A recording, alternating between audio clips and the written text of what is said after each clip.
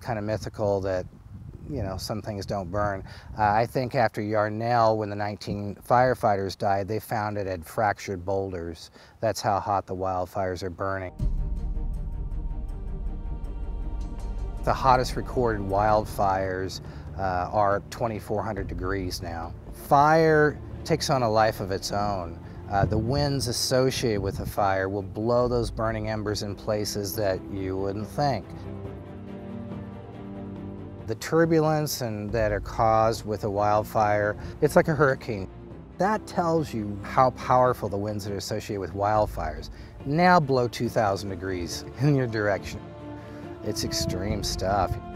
You know that less than 50% of the homes that are in wildfires are not even in the direct path of the fire. It's the burning embers blowing, you know, miles away sometimes, landing on top of the roofs and burning down the house. It's hot smoke, it's, you know, pounds of burning embers landing over time, over hours on that roof. It's continuous. That heat builds up to a point where the tile actually transfers heat and starts to ignite the plywood. Electrical systems inside the attic catch fire, then the rest of the house is gone at that point. It all started, I was taking a tour through this aerospace company, and he was showing me all the tiles off the space shuttle, and I thought that was pretty amazing. Then he was showing me a fire blanket off the space shuttle, and he was holding it in his hand, and he had a blowtorch on it. And then within 10 seconds, you know, he just handed it to me and it wasn't hot anymore.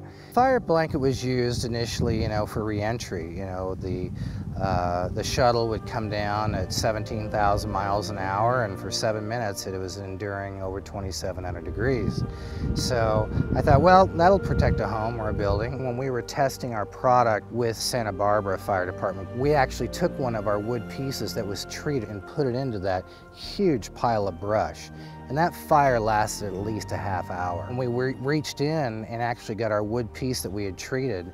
The face of it was charred, but the rest of the piece of the wood was completely intact. Just passed a 30-minute wood burn with a UL-approved facility. This type of test is they stick long pieces of wood into a furnace and they hit it with direct flame.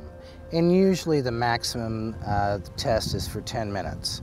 And if it shows, I said, look, let's push the limits. Let's see how long it'll protect that wood. And it lasted for a full 30-minute burn and passed. And matter of fact, the graph was really impressive. It went like this and never went up any further than that. And then that was it for 30 minutes on the piece of wood. Fire departments can only really spray gels and foams on a fire. And a foam that they're spraying on a fire is going to last about 30 minutes. The product, the SPF 3000 clear spray, is very unique. Ours lasts as long as a latex paint. We warranty it for 5 years.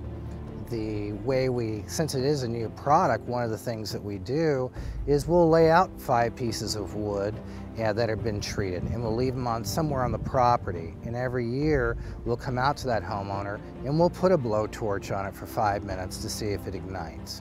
So that's our way of seeing our customer, showing them that, yeah, they're still safe a year from now, 2 years from now, 3, 4, 5. Our FireDefense SPF 3000 clear spray can be used on pretty much every surface of your house. What we're not protecting with the clear spray, then we can use our SPF 3000 fire blanket, and that can protect your windows and other things in the house as well. Oh, I don't think anybody is more passionate about what I'm doing. It's listening to people's stories. Every time I go out to a homeowner, like today, he's seen the fires come right up to their backyard. He's seen burning embers go into their palm trees, you know, and he said it was just luck that a fire department, some firefighters were in the neighborhood, could put out those trees before they burned down his house. Well, I'm very you know, emphatic on trying to, you know, help the homeowners save their home and their life first and then their homes. My second priority, well, I don't know if it's a second, it's right up there with number 1, is protecting the firefighter, because there is no need for 19 guys to all die in their fire shelters, you know. Firefighters are the ones that are going to try to save the families, so I got to hold them equally up there in first place. So But if we can protect half the homes and do a good job there, then maybe you've saved a life or two along the way as well.